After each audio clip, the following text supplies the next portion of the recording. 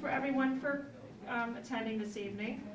And once again, this is just understanding your assessment. It's not set up for like personal gripes or anything about your own. Our assessor, who's Amy Juristed, who's been a Irondequoit resident for well over 20 years, and she's been working in the assessor's office here along with Janine since 2019. So she's just going to go over what an assessment is, how it's done, who does it, how it, also and why it's really important to any municipality to do an assessment every few years for our, the financial health of a community to keep it going. So I think your presentation is going to be about 35 minutes, and then you'll be able to ask questions. So she is going to go over your options for challenging your assessment, and tell you where to do that and how to go about that. But tonight, there's not going to be anything resolved tonight, so that won't be happening. So we'll try to keep it to general questions, and I thank you for your cooperation in that. So here is Amy Juristed. Awesome. Thanks, everybody. Thank you, Alice. So, as Alice said, I have been living in this community for over 20 years. I've had 3 sons that have gone through the Irondequoit School District, and I have been working at the town. Can everybody hear me? Just want to make sure. Okay. And I have been working at the town since 2019 as the assessor. Can hear? Is that better? Okay, I'm gonna have to hold this right up here. All right, I got it. So prior to coming to work at the town, I was working in the town of Henrietta as the assessor there, and the opportunity to be the assessor in Irondequoit opened up, and I jumped at the chance. I mean, I love this community. As I said, I've lived here for a very long time and plan on continuing to live here. And I really am grateful for the opportunity to work in the community where I live, and get to talk to the people that my neighbors who come into the town hall for business, and to talk to the assessor as well. So I'm grateful for the opportunity to work here. I'm also, to be honest, I'm a little nervous about this presentation. I know there's a lot of anxiety around this project, so I'm here to provide you with information, help you understand the process. If there's something I say you don't understand, please feel free to ask a question. If you need more information, after this presentation, the assessor's office is open 5 days a week. You can come in and talk to me, or you can give the office a call. We're here to serve you. That's my job, and that's what we want to do. So one thing I wanted to talk about before I get into the presentation is I wasn't here during the 2018 reval project. I didn't work for the town anyway. I was here. But the assessor then conducted the reval a little bit more in-house than we're doing right now. However, they did use contractors in a similar manner to how we're using a contractor. And when we went out to look for contractors for this project, the contractor that I was using when I first started working at the town of Irondequoit passed away. He was the only guy in Monroe County who was assisting assessors with their revaluation projects. So it was necessary for us, in order to get help, to go outside Monroe County. So a lot of people have asked, why are you using somebody from Buffalo? They don't know Irondequoit. That's the reason why. We didn't have anybody available in Monroe County who's doing that kind of work. So just wanted to get that out of the way, and to help you understand what we're doing. I just also want to let everybody know that a similar presentation to what I'm talking about here, this is a little different, but we did have a presentation the town sponsored January 26th. It was hosted by the assessor's office, and somebody from Eminger Newton Pigeon, who's the contractor that we're working with, gave a presentation all about assessments, all about the project. That presentation is available on the town's website right now for people to watch. I know there's a lot of people out there who wanted to come to this meeting who weren't able to. and are looking for this information. So there's a lot of great information on our website. That presentation is there if you want to check it out. So let's get down to what we're talking about here. So this is understanding your assessment, and hopefully this is going to work just like I expect it to. Awesome. So why do we need to do a reassessment? I think that's everybody's question. Why are you doing this now? So as you can see, this information is generated from the Greater Rochester Association of Realtors Multiple Listing Service. This is where all the properties get listed for sale by realtors. And what I did was I pulled sales data from the last 5 years since the last reassessment. And as you can see, in Irondequoit, we have about 800 sales a year, give or take. And since the last reval was conducted, you can see that the average sale price has increased from $129,000 to $192,000, which is a really big change. So that's why we are that's part of the reason why we are conducting a reassessment. So the reason we need to conduct a reassessment is when market values start to not reflect assessments. In other words, they're higher than assessments or they're lower than assessments. It's time to reassess. The state likes us to have our assessments at market value, and so that's what we're trying to do with this project. What makes up your assessment? So your assessment is a combination of the market value of your land and the market value of your real property. What's your real property? Your house, your garage. If you have an in-ground pool, if you have a deck, if you have enclosed porches, all that stuff is real property. The value of those two things is added together, and that is your assessed value. It's also the market value for your property if we're at 100%, which we are now after this project. The definition of market value, the most probable sale price in a competitive and open market between a willing and knowledgeable buyer and seller made without duress to either party. So primarily speaking, this is a generalization at this point, properties that are listed on the multiple listing service through a realtor, those are the sales that we are looking at. We analyze and scrub all of those sales to make sure, are they market sales? We make that determination, and those are the sales that we're using to determine the market value for homes that haven't sold.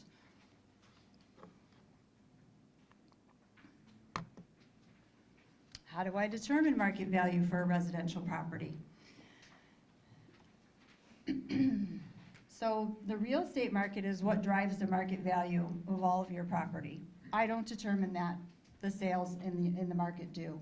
We're using comparable properties that have sold that are similar to your property. What makes a property comparable? The location and the neighborhood is a big factor. The style of your house. We are not going to be comparing your ranch to a colonial down the street from you. We're going to be comparing your ranch to other ranches. The size of the living area. If you have a 900 square foot ranch, we're not comparing it to a 2,000 square foot ranch down the street. We want to try to have that living space be similar because those are similar. They would sell for a similar price. That's one of the big factors. How much living area am I going to have, or how much do I need? And also the age of the property. We try not to compare newer homes to older homes. If you have a 50s ranch, it's probably not similar to one that was built in 2010. So we're trying to be consistent with that. We're trying to approximate what your house would sell for if it hasn't sold in the market by comparing it to other properties that are similar to yours. If we compare your house to other similar properties, we can figure out what your house is worth. That's sort of what appraisal theory is about.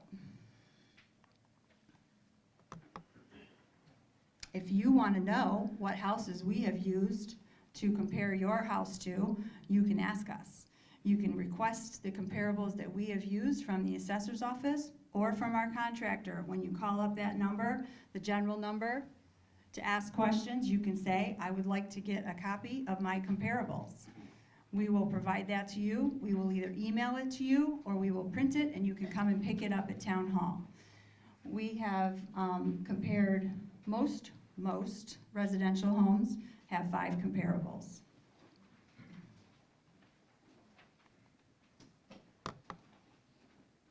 Does anybody in here own commercial property? Nope.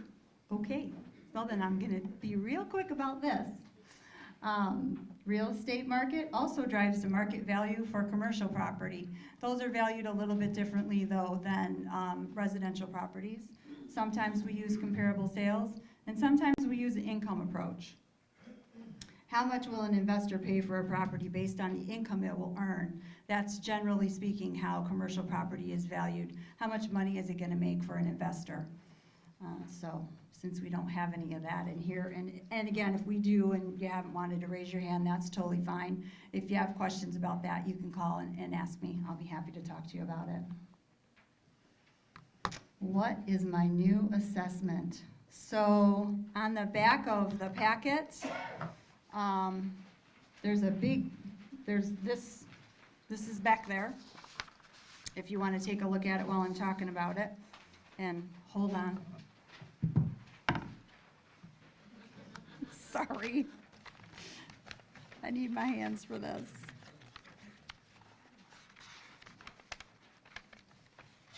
Okay.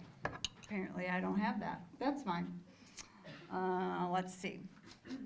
So this is the assessment notice that everybody got. These letters were called notification letters. They might be called an impact notice. They've been called disclosure notices.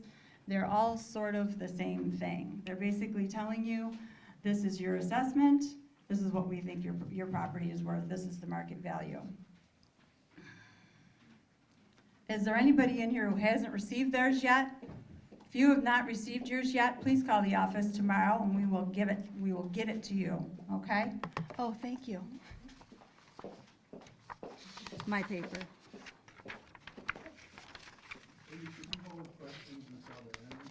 Yes, please. I will answer questions at the end. Thank you. So, okay. Everybody knows what this letter looks like because most of you have it except for those people in the back. I'm sorry you didn't get it yet. There were a few that were returned to the office, and we're trying to get those out as quick as we can. Okay, so what does this notice tell you? Well, it's got your parcel information on there. It's got some owner data on there. It's telling you what your 22 assessment was. In the case of this notice, this property, the assessment was $134,700. It's telling you what the 2023 assessment is, what we think it's worth, $191,000. It's telling you what the net change is in terms of dollars, $56,300. It's also giving you some tax information. We have estimated, this is a hypothetical number that includes the county, the town, and the school taxes. It's based on the current tax rates. We just don't know what's going to happen in the future. We don't want to try to guess. So this is an estimate. The other thing that it tells you is the approximate change in taxes based on the levies staying the same. I'm going to get into what the levy is later and talk about that, but just so you know, this letter, the levy, we kept it level when we created this tax impact information. And it has some information on the bottom about grievance.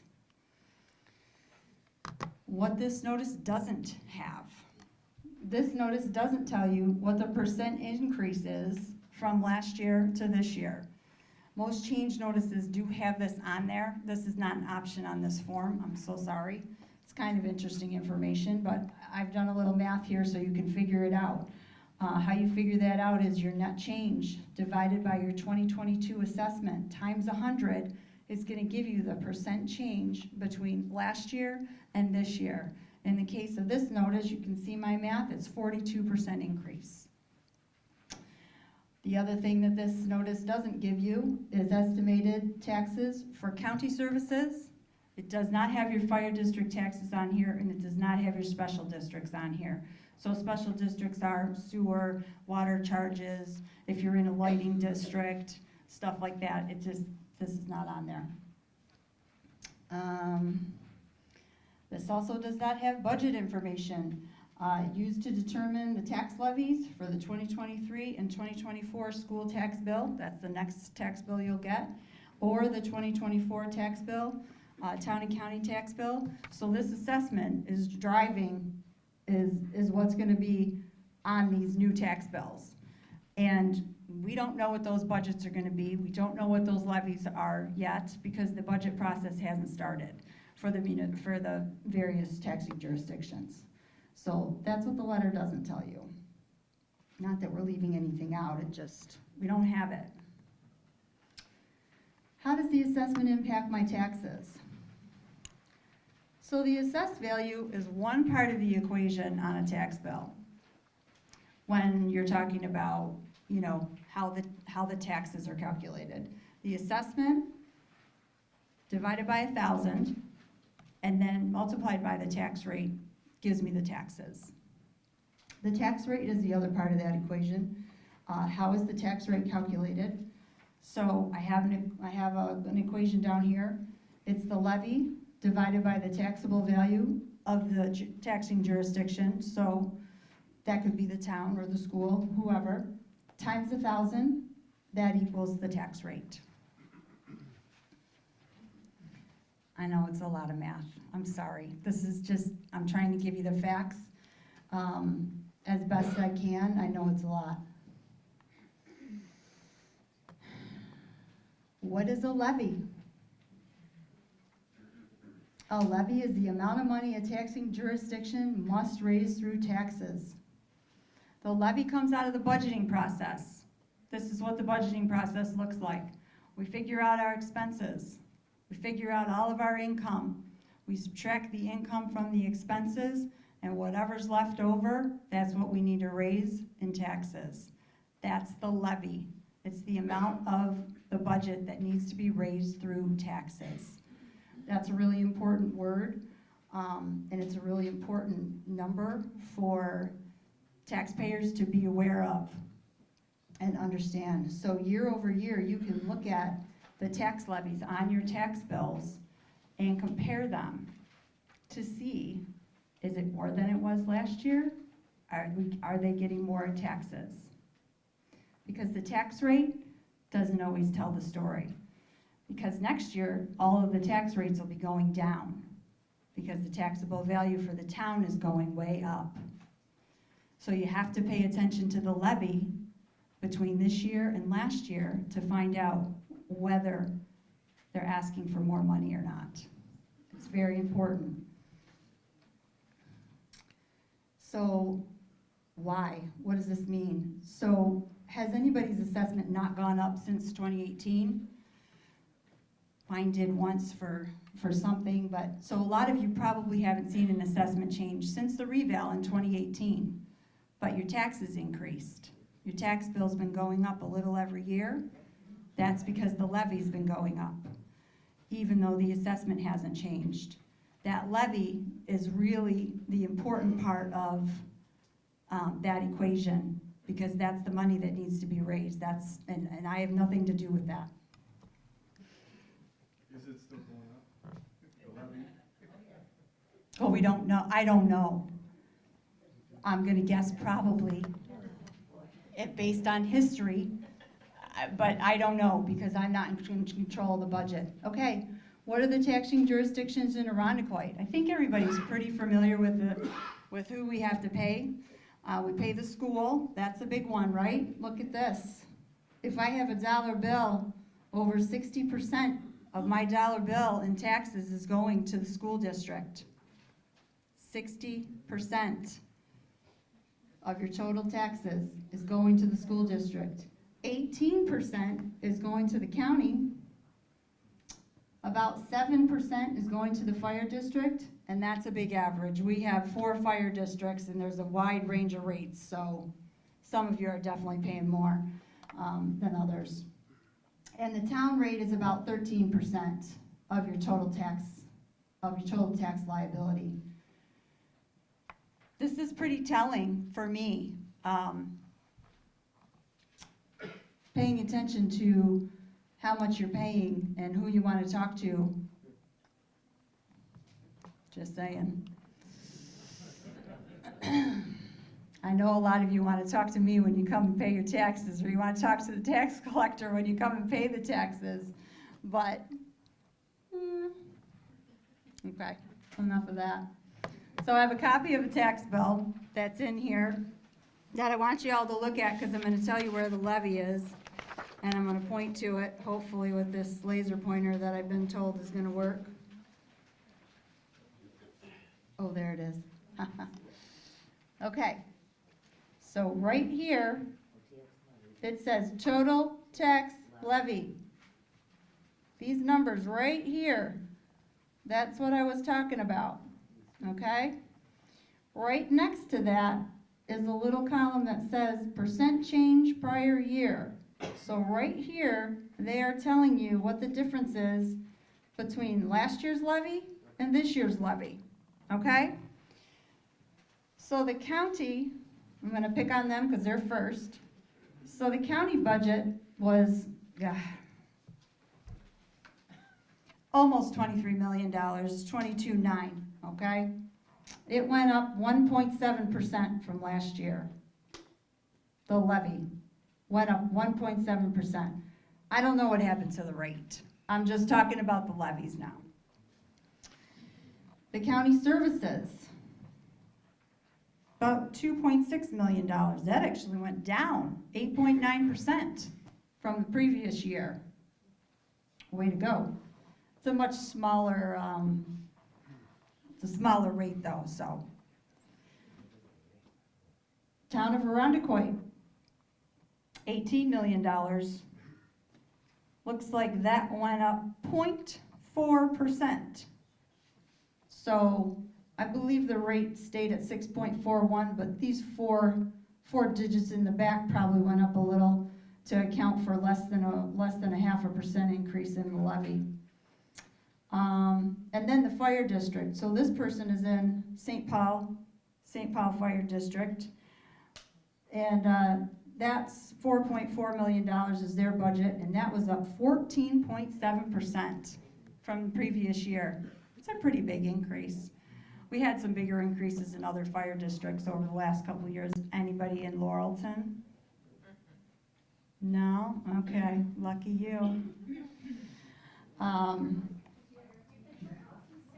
So yeah, that's the tax bill. Hopefully you've learned something about looking at this number every single year. Get out both tax bills, take a look at it. Call, go to the school board, tell them how you feel about it. So what is my assessed value in relation to the levy? So the assessed value for your property determines the portion of the levy that you pay. The levy is what needs to be collected in taxes. Your assessed value says you pay this much of it, whatever that percentage is. We gotta, it just depends.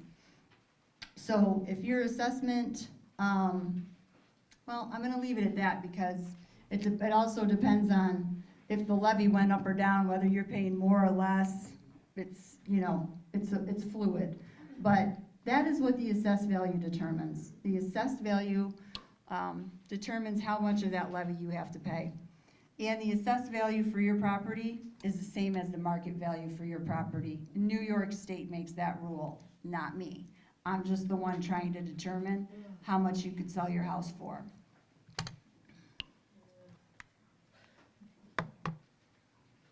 What is the assessor's role in the budgeting process? So the town, in July, comptroller sends me this big packet and says, hey, I need a budget for your department. So I have to make a budget for the assessor's office, and I have to present it to the town board, and I have to say, this is how much money I need to run the assessor's office this year.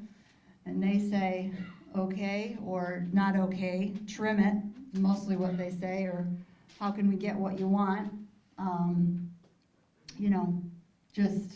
So I'm in charge of my department's budget in terms of the town. The town budgeting process goes from July through October. The other thing that I do, once the final assessment roll is done, that is published on July 1st, I then get a report that tells me all the taxable values for all of the taxing jurisdictions.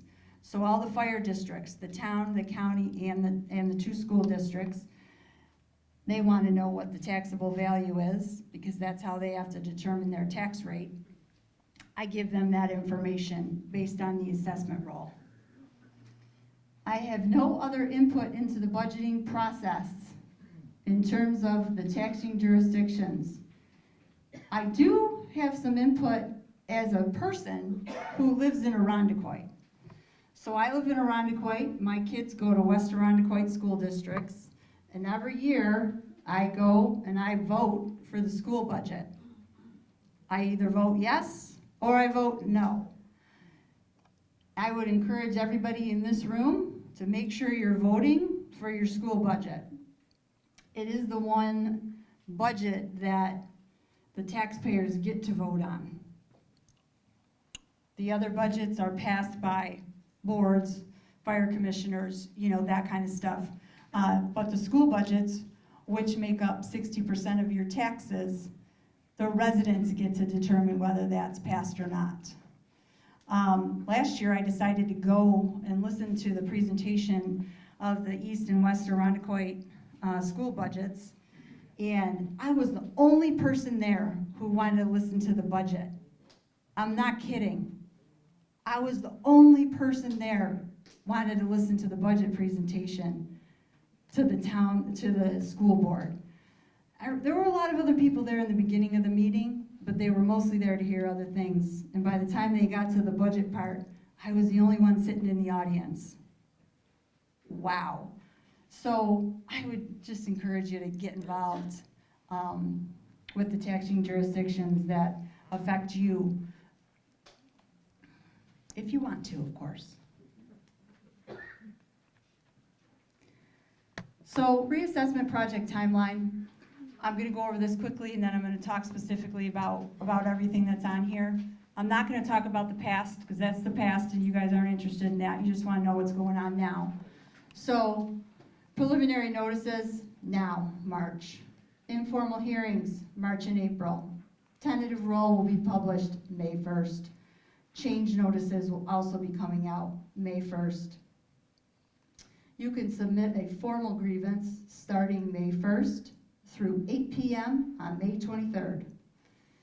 May 23rd is Grievance Day. We will be hearing grievances on May 23rd until they're all heard. Final assessment roll will be published July 1st. Determination letters from grievance will also be going in the mail, if not before, but definitely by July 1st. Okay, so let me get specific about this stuff. Preliminary notices just went out. If you have questions about your preliminary notice or your rights in terms of an informal hearing, if you have any questions about the informal hearing, what should I submit? What should I do? I don't understand this notice. Call 532-5090. That is our project partner, EMPM. They will be able to answer your questions. You could also call the assessor's office. We will be able to answer your questions about the process and about your notice.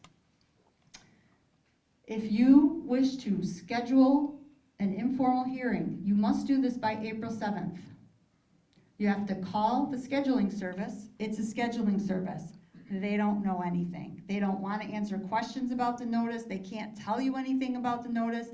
If you ask them a question that's not specifically related to scheduling, they're going to give you the other number, just so you know. They strictly are scheduling because we have hundreds to schedule, and if they were answering the questions, we'd never get anything scheduled. So the informal hearings are being held via Zoom and phone. You can schedule the hearing. You have to schedule the hearing by April 7th. Look, you're not going to get a hearing tomorrow if you call tomorrow. You're not getting a hearing tomorrow. They're scheduling them out in the future. If you think you're going to want to have an informal hearing, call and get it on the books. You can always cancel it if you change your mind after you look up, you look for sales or you're proof, or you just decide you don't want to do it. It's fine. But get your hearing appointment if you think you're going to want one by April 7th. It's 935-5035. To have your property reviewed without a hearing is also an option. So if you don't want to have a hearing, you don't want to talk to anybody, you don't want to Zoom with anybody, you can still get your property reviewed. You can send all your stuff. You can send a request, please review my property. Here's my proof of what I think my house is worth. And you can send it to our project partner at EMPM at this address, 2440 Sheridan Drive, Suite 100, Tonawanda, New York, 14150. It needs to be postmarked by April 12th to get it reviewed.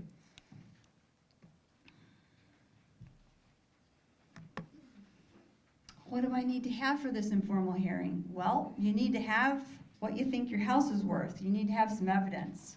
Why don't you agree with the assessment that we have determined?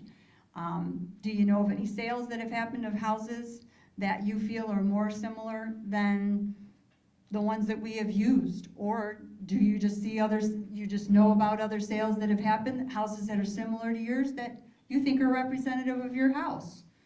You could go get an appraisal. Appraisal companies will come out to your house, they will perform an appraisal. It's a very detailed inspection. They will pull their own comparables. It's sort of a way to get a third party idea. It does cost money though. You can do the research on your own, and I will tell you how to do that research. We have a sales book available. It's online, it's in the town hall, it's here at the library.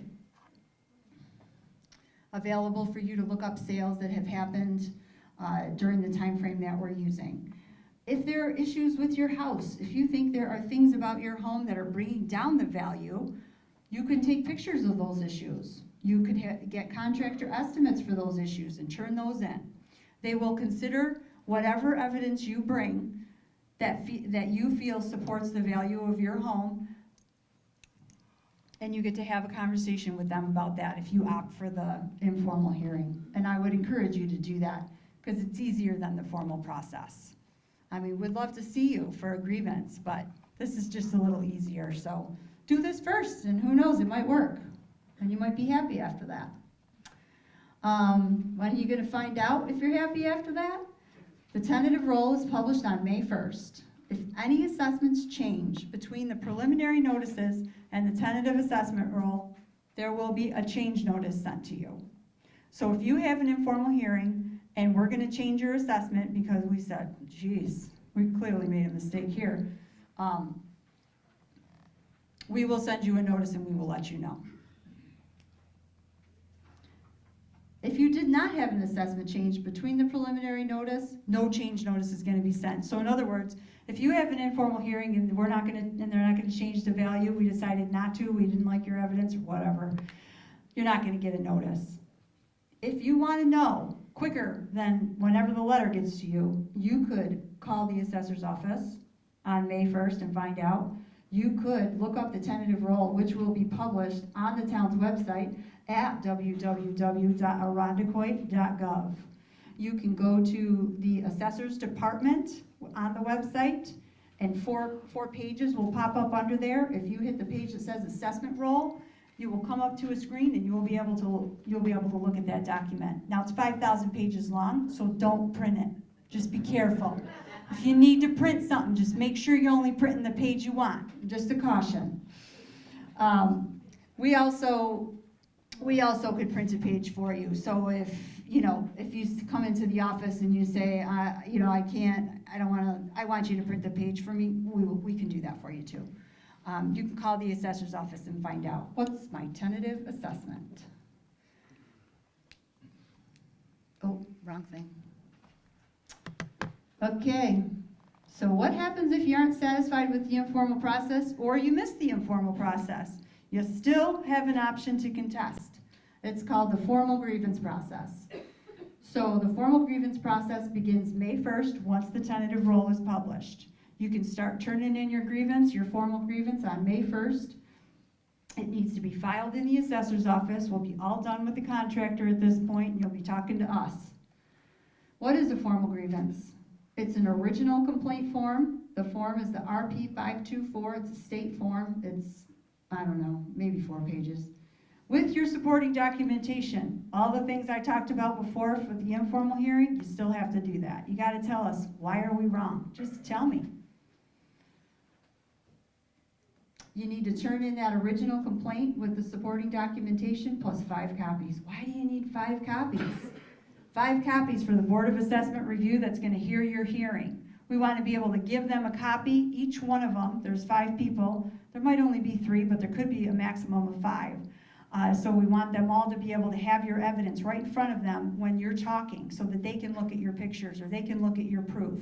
That's why we ask for so many copies.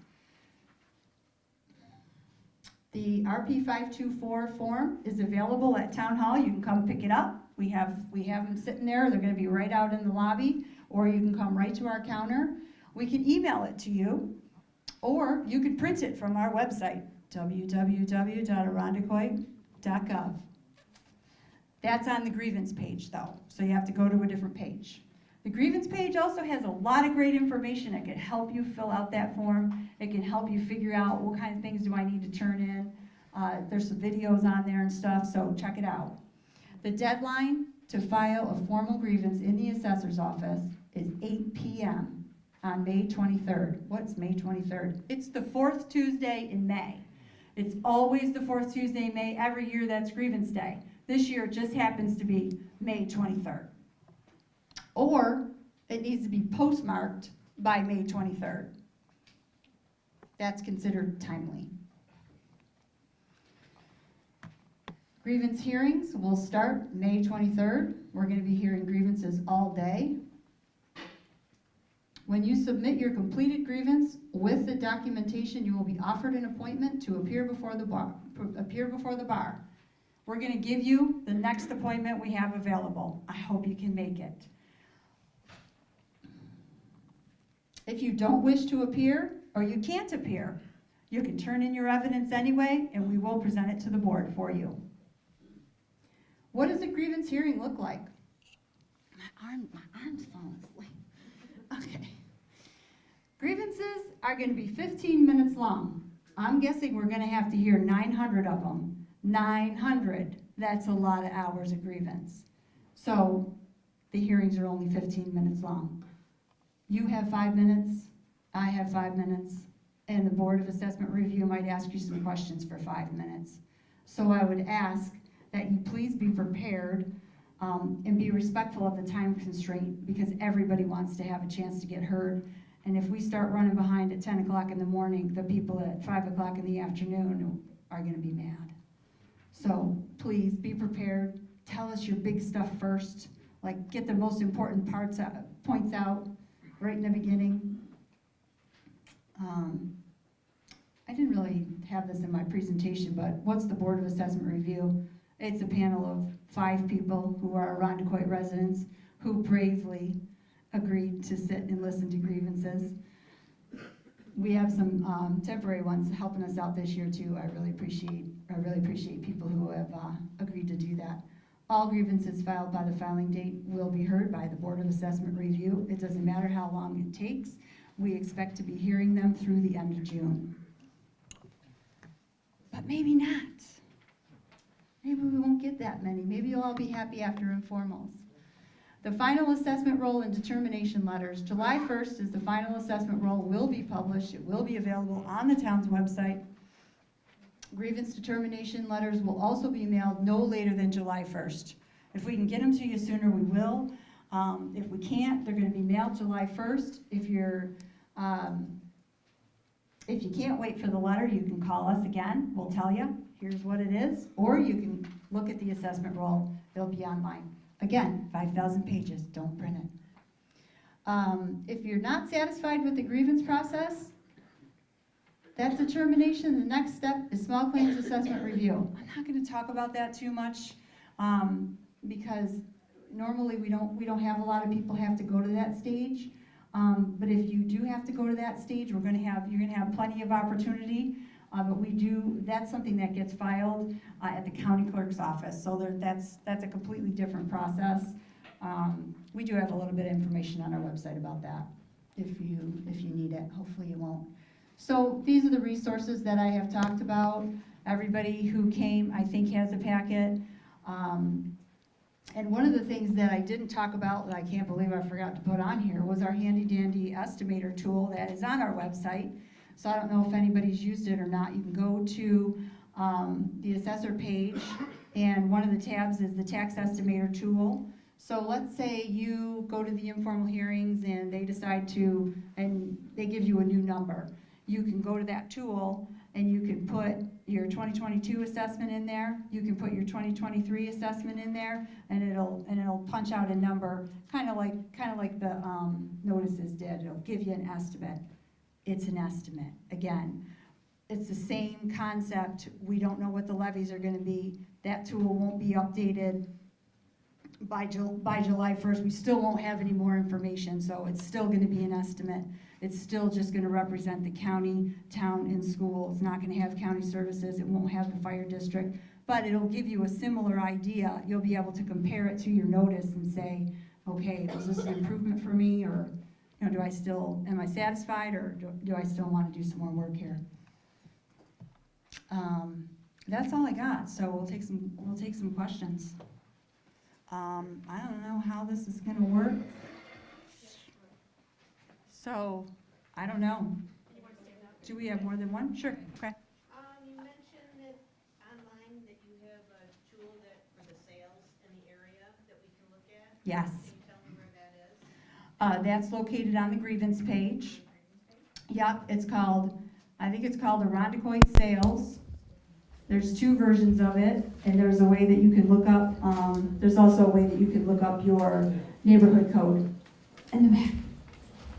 Amy, is the grievance hearings, are they just for people that are formally contesting? Or is that also for people that are doing the informal contesting? So the informal process and the grievance process are totally separate. Okay. You do not have to go through the informal process if you don't want to. I would just encourage you to, because it's easier. But again, if you miss informal or you're not happy, then you can do the formal. You don't have to have done an informal in order to do a formal grievance. That's available to you always, every single year. Yes, sir. So.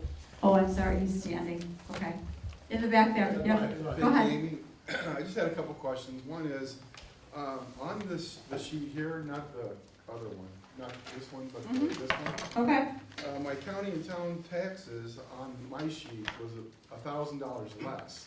I wasn't sure why, for 2022, on my sheet. So I found that odd. It was $1,000 less than what? Then I paid.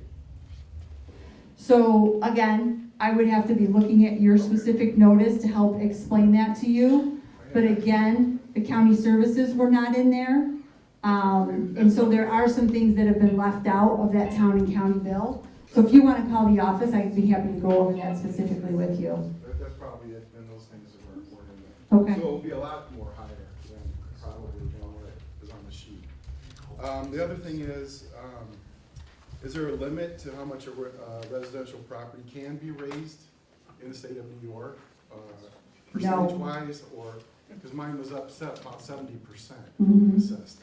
Yeah. I just find that very high to go up that much from the last assessment. So there was a big range. And as I said, market values, the average market value in Irondequoit, the average house sold 129, 192. I didn't do the math on that percentage. The town as a whole went up 45%. The taxable value for the town went up 45%. So that could mean either maybe we got it wrong in your case, but mine went up 70%, 70-something as well. Or you were underassessed prior to this assessment. Just depends. So I see a correlation between the assessment and taxes. I see that in the information you provided. But that's just really getting up there and the amount you pay. So eventually you have to make a decision. Do you want to stay in Irondequoit or move? Because if it keeps going like that assessment, it's just going to be a lot of money. Like right now, I have to save $400 a month to pay the government, So that's just what I'll have to do. I understand. Everybody in Irondequoit's feeling the pinch of we're one of the highest taxes in Arundecoit, or in Monroe County. But when you I look feel at- it. When you look at California, Florida, other markets, they're very high too. You got $1 million houses, and then there's a certain amount they pay, and if we keep going like that here, there's gonna have to be a change in that percentage somehow to evaluate times the number that we have to pay at, or we just have to move, I guess, eventually. All right, thank you for your time, and thank you for the presentation. You're welcome. So is it true that everyone's assessment went up 22% across the board? No, If they went from 78%, it was 78% partial valuation, correct? that was last year, yes. Right, so now you're assessing it at full value, 100%. Correct. So wouldn't it make sense that across the board, if you're boosting it from 78% to 100%, everyone's across the board automatically went up 22%? No, we evaluated every property. We evaluated every property.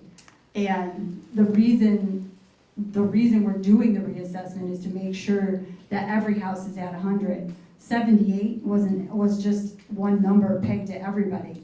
And that's just a reflection of the average.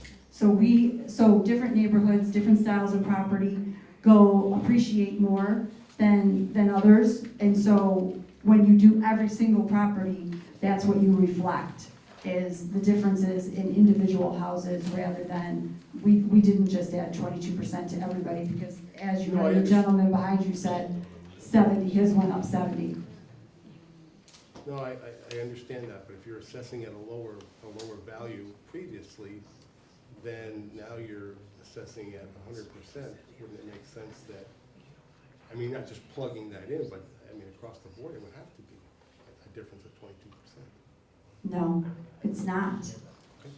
I just told you the whole town went up 45%. I understand that. 78 is just, it's a number we have to select to satisfy the state, but it doesn't reflect individual properties, just an average. This gentleman standing up. Hello. Hi. Our assessment went up 80%. Our school assessment, projected school assessment, 300%. Mhm.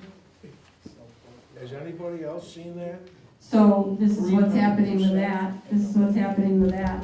Okay. Your star percentage was a certain percentage of your assessment last year. Your star percentage is a much smaller percentage of your assessment now because your value is higher. So that exemption does not keep pace with assessments. Okay. That's why that happened. Going to the first page, it says in 2018, average price 129. In 2022, average price 192. Yep. One house on our street was 192, very close to that. Okay? However, that house is a double. It's a double, so it's a whole lot larger than our single structure. Okay. And these numbers from the realtors reflect sales. They don't reflect the style of house. They don't reflect the size of the living area or the age of the house. They just are a number that the realtor wants to give you. How do we overcome that? I don't understand what you mean. How do you overcome what?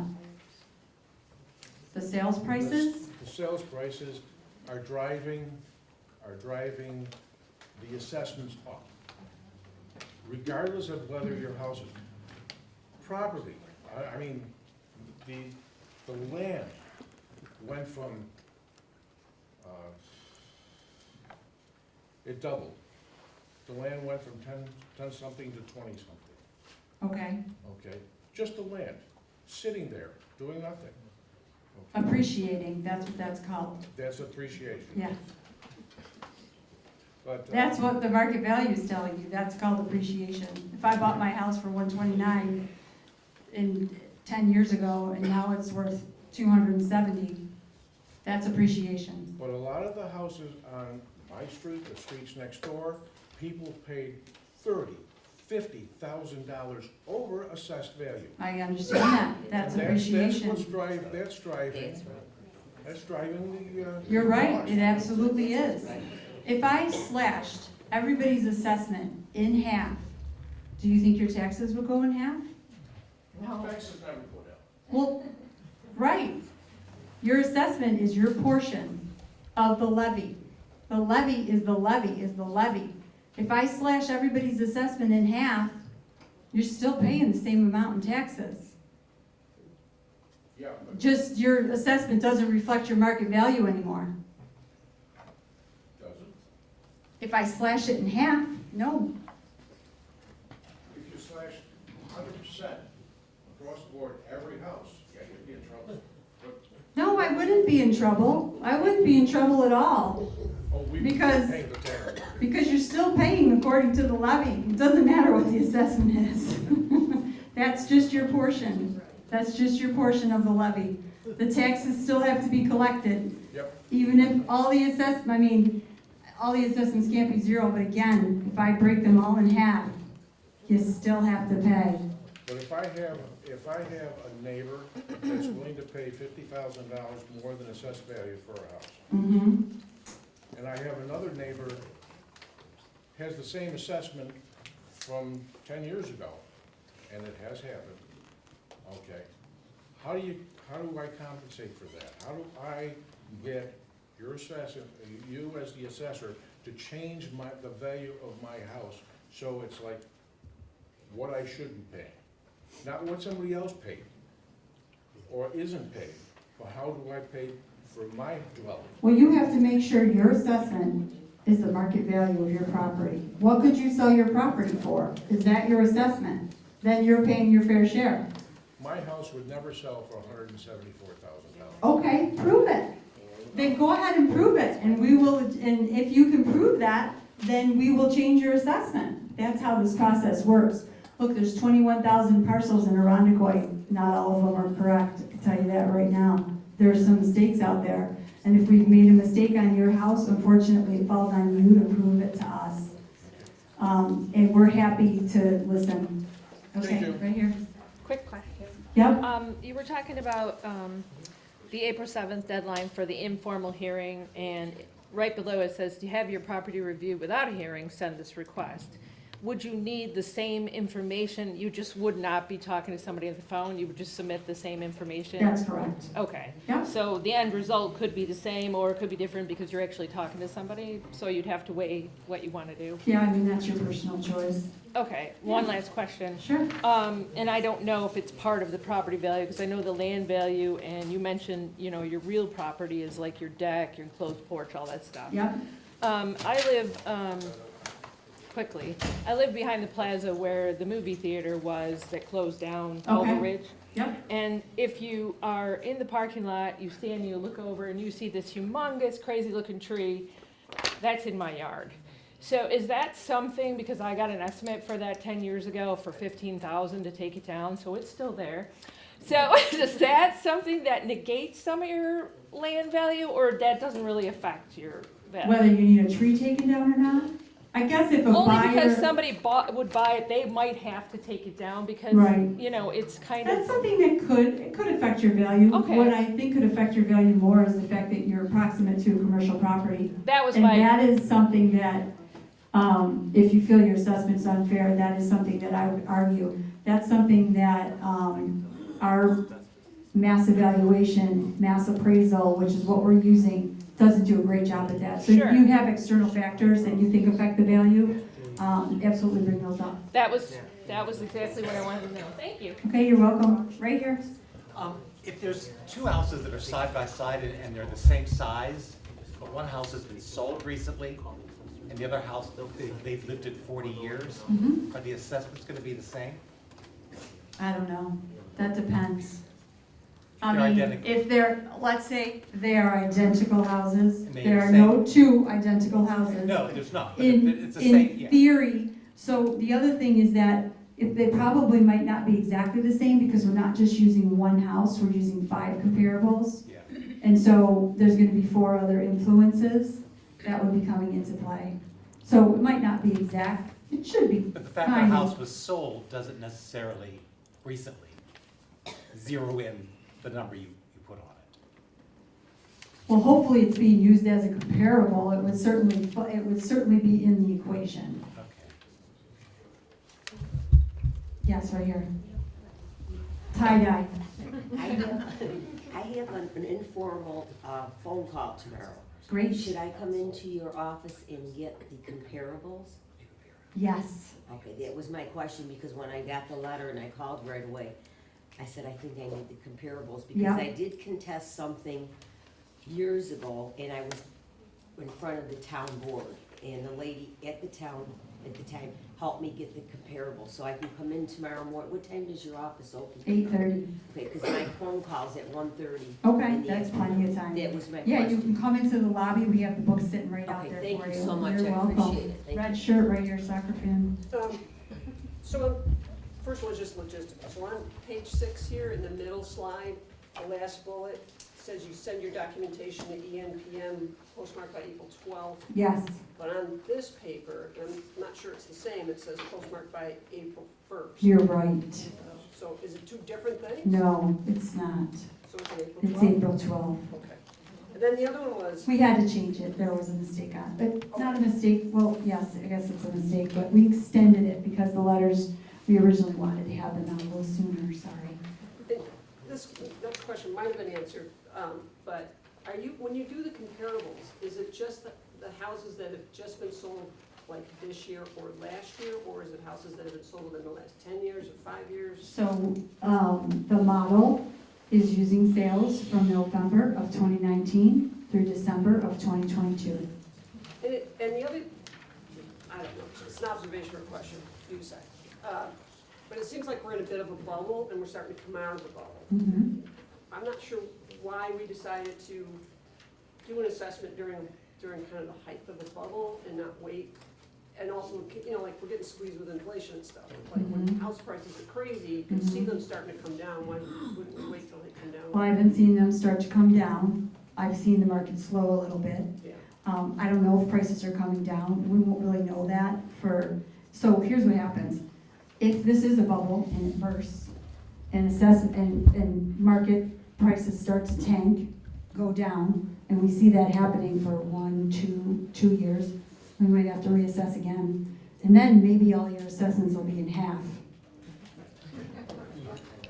And we all hope that doesn't happen, because don't we want our properties to be more valuable? I know I do.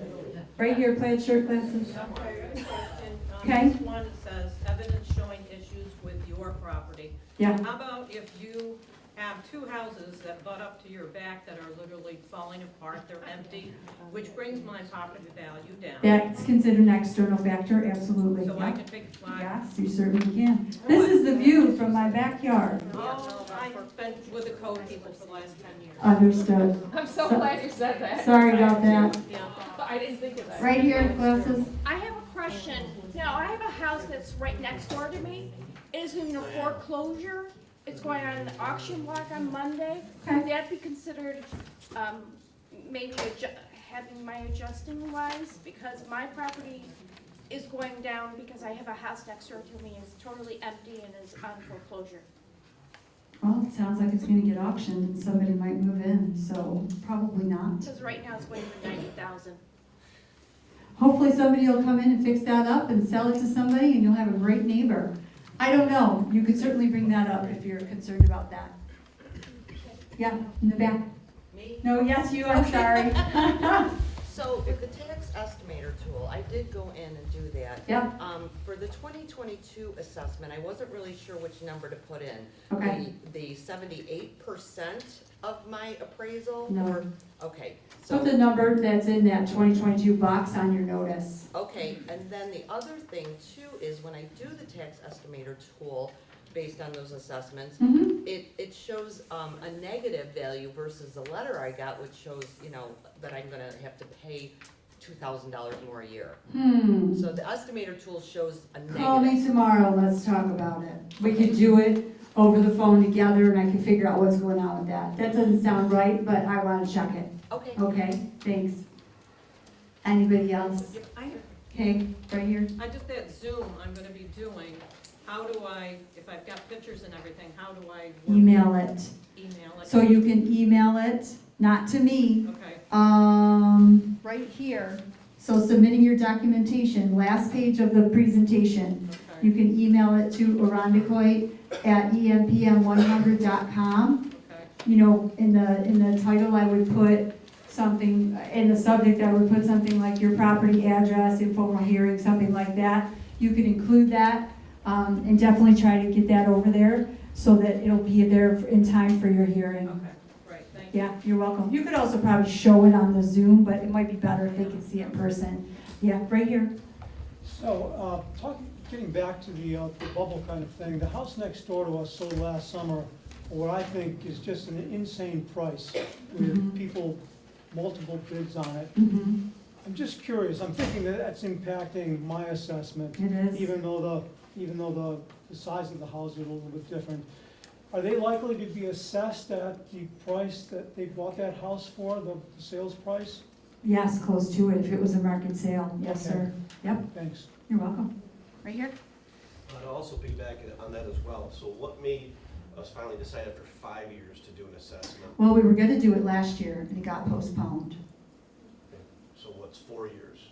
So again, you were mentioning that. So when assessments, so I'm not looking at whether it's a bubble, what I'm looking at is a trend.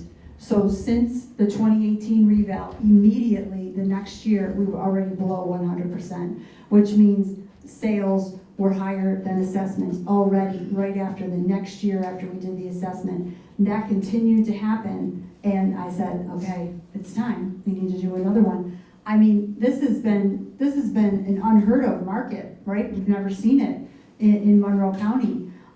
So part of the issue was also that we want to make sure that all property classes are being appropriately assessed, and residential houses are appreciating a lot faster than some other kinds of property. And that was one of the other reasons that we wanted to make sure that we were doing this, make sure everybody's paying their fair share. Is there a way to do it any sooner? I mean, not for nothing, I mean, with most of these folks where my assessment went up dramatically, my taxes I now have to pay are potentially gonna go up dramatically. Okay. And as an easier hit to my everyday paycheck, it would be easier for me if it was every couple of years, I could get used to it, because you gotta pay that bill every year. And instead of doing it after 5 years, I mean, let's just say if this is a bubble and we're at the peak of it. Yeah. Are you gonna wait 10 years because there's a trend, and then I paid all that for 10 years even though my house value has been diminished by that much? No. You've mentioned 2 years, I mean, 5 years is a Well, long gap. when we start to see assessments, when we start to see sales not being similar to assessments, I mean, let's face it, this project was expensive. I don't wanna, and it's very time consuming. It takes a lot of hours. It's a lot of pressure on the staff, on my staff, my team, on me, and, you know, on the town, and on the taxpayers. So, yeah, I understand your point, and here's the other thing that you can always do.